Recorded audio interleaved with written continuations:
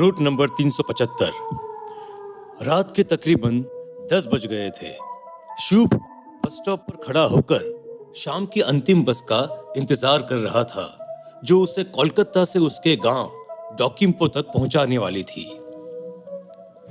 पता नहीं आज बस मिलेगी भी या नहीं। मौसम विभाग ने पहले ही तूफान के आने की चेतावनी जारी कर रखी है। जहां तक भी नजर जा रही है, बस पानी ही पानी नजर आ रहा है। इतनी तेज बारिश में ज्यादा देर यहाँ खड़ा भी नहीं रह पाऊंगा। क्या करूं, कुछ समझ में नहीं आ रहा। ऐसे ही असमंजस में फंसे शुभ अगले 1 घंटे तक उसी बस स्टॉप पर खड़ा रहता है, लेकिन ना तो उसे सामने से कोई भी बस आती दिखाई दे रही थी और ना ही आसपास किसी भी इंसान के होने की आहट सुनाई दे रही थी। रात के अंधेरे में यूं अकेले सड़क पर खड़े हुए अब उससे कुछ अजीब सा महसूस होने लगा था। अचानक ही उसने देखा कि सामने से एक पुरानी पीली धारी वाली बस चली आ रही है, जिसके ऊपर बड़े बड़े अक्षरों में रूट नंबर 375 लिखा हुआ था। थैंक गॉड, रूट 375 की बस मिल तो गई, लेकिन ये बस थोड़ी अजीब लग रही है। मैं इतने सालों से कोलकाता से अपने गांव जा रहा हूं, लेकिन आज से पहले मैंने इतनी अजीबोगरीब दिखने वाली बस कभी देखी नहीं है।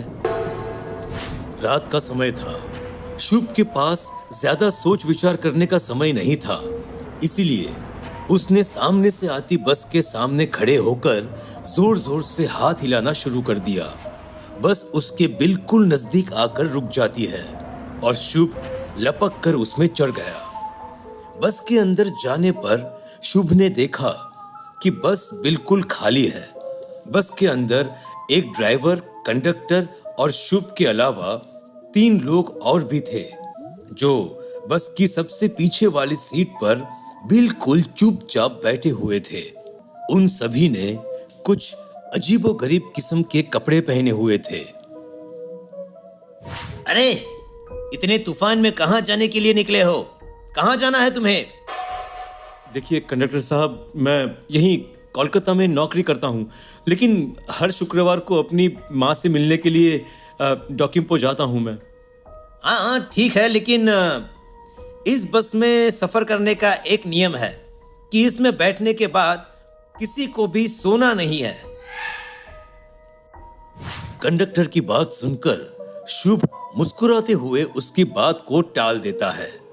बाहर अभी भी जोरों की बरसात हो रही थी। सड़क पर दूर दूर तक कोई भी नहीं नजर आ रहा था। हर तरफ बस आसमान से बरसता पानी ही पानी था। रात के तकरीबन 12 बज गए थे। शुभ को नींद अपनी गिरफ्त में लेने ही लगी थी।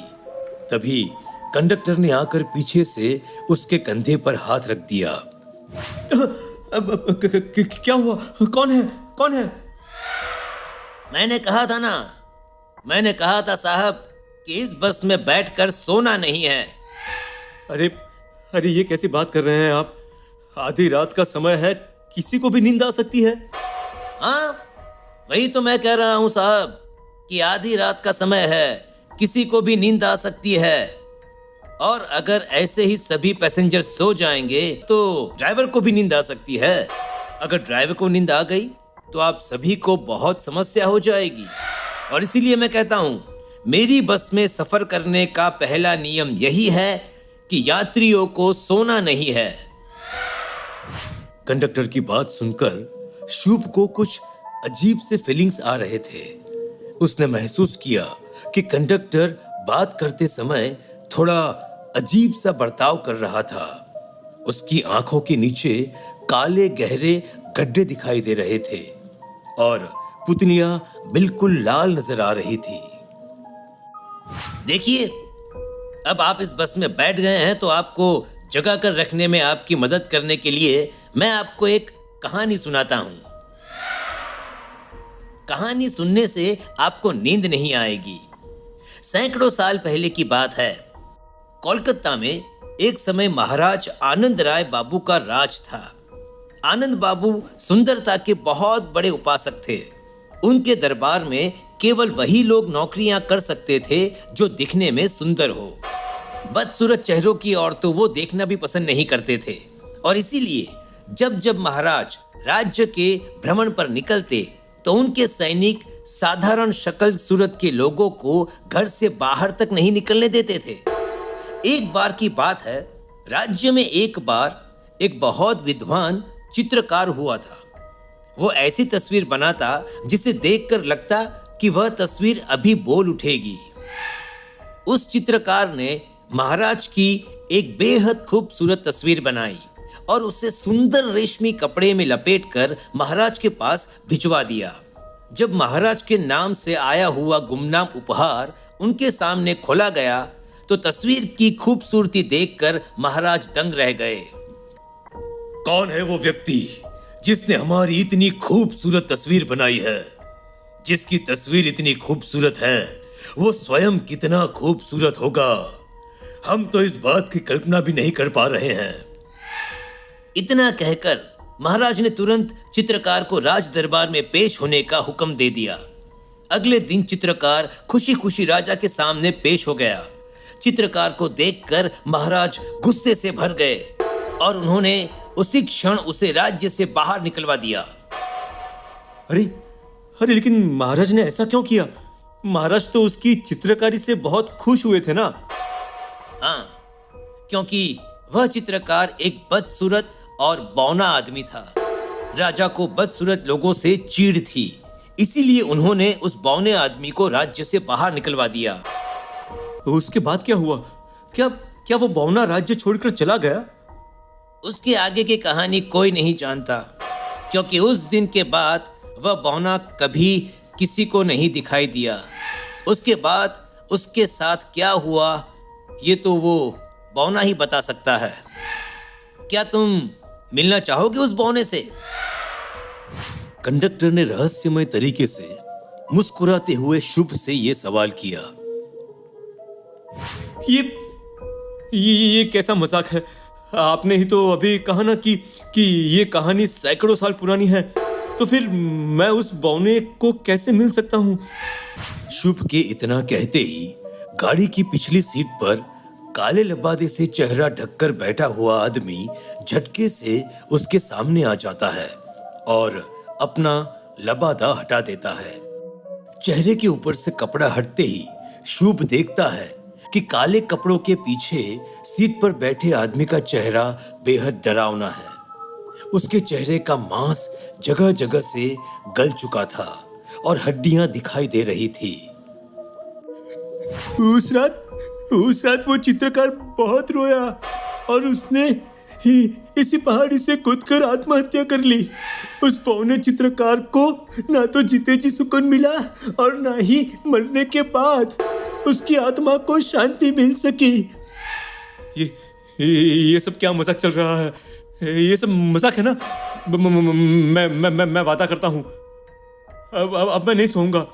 ये कहानी यहीं बंद कर दो, मुझे आगे कोई कहानी नहीं सुननी है।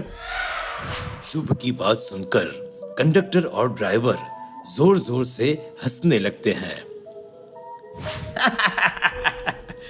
जिस बस में बैठकर तुम हमारे साथ अपने गांव जा रहे हो ना, ये बस 20 साल पहले खाई में गिर चुकी है। उस रात हमने भी इस बौने को कहा था बंद कर दो ये कहानी, विनती की थी, लेकिन पूरी कहानी सुनाए बिना ये चुप नहीं हुआ। ये सब क्या हो रहा है मेरे साथ? अगर ये 20 साल पहले की खाई में गिरी हुई बस है तो तुम सब कौन हो?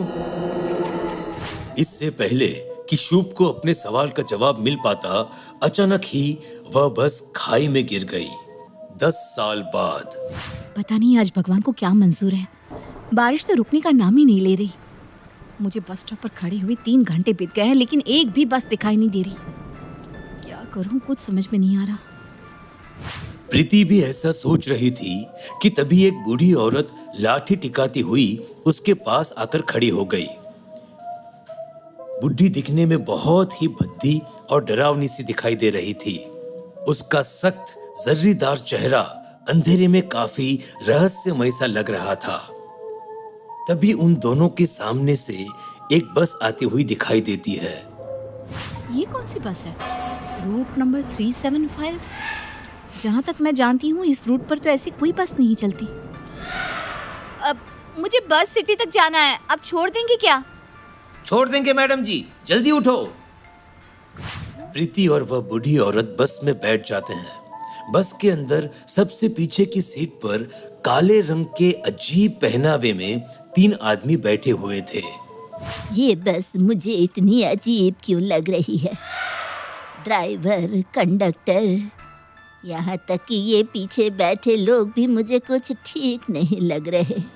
बूढ़ी औरत बार बार पीछे मुड़कर बस की लास्ट सीट पर बैठे आदमी की ओर देख रही थी।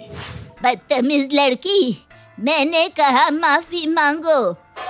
ये क्या कह रही हैं आप? मैंने क्या किया है जो मैं माफी मांगू? तुम्हारे माँ बाप ने यही सिखाकर बड़ा किया है। मुझसे इतनी गलत बात कहने की हिम्मत कैसे हुई तुम्हारी? माता पिता का नाम बुढ़ी के मुंह से सुनकर अब प्रीति को भी गुस्सा आ जाता है। अरे आपका दिमाग खराब है क्या?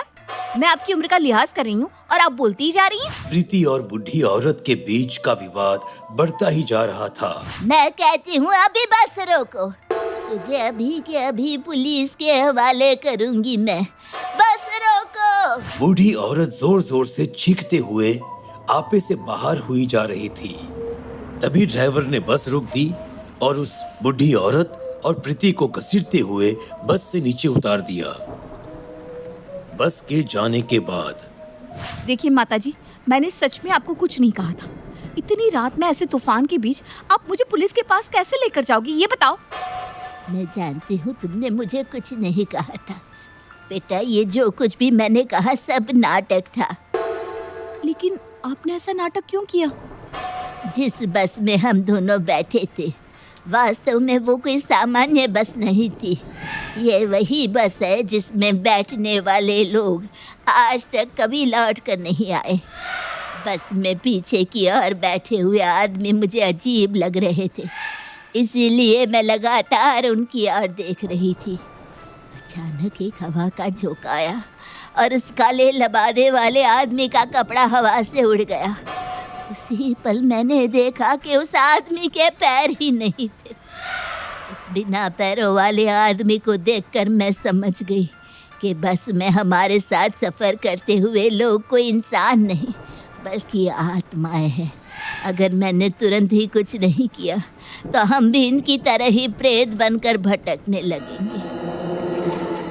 तुम्हारी जान बचाने के लिए ही मैंने सब नाटक किया। हम दोनों शायद भाग्यशाली थे कि हमारे झगड़े को सुनकर ड्राइवर ने बस रोक दी और हम नीचे उतर गए। बूढ़ी अम्मा की बात सुनकर प्रीति की रोंगटे खड़े हो गए थे। अम्मा की बात सही थी, वे दोनों वाकई भाग्यशाली थे जो उस भूतिया बस का शिकार होने से बच गए थे।